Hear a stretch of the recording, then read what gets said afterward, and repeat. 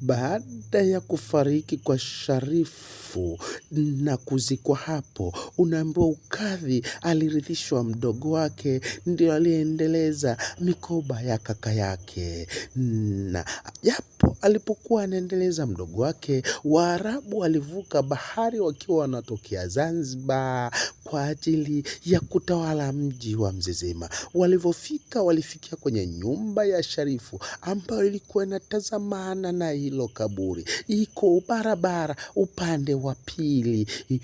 Baada ya kaburi kuna barabara mtaa wa kupandisha mtaa Samora, iko inatazamana na kaburi.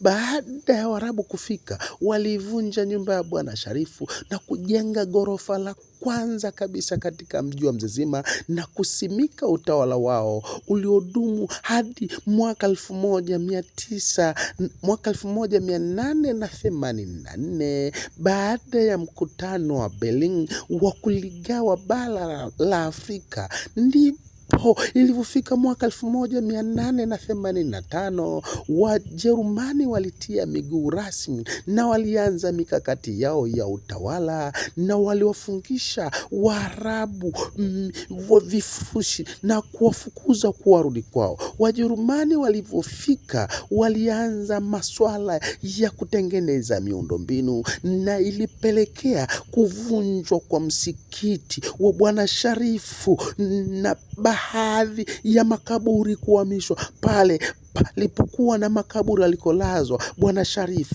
Makaburi yote yalihama, lakini nguo patashika lilikuwa ni kwenye kuhamisha kaburi la Bwana Sharifu.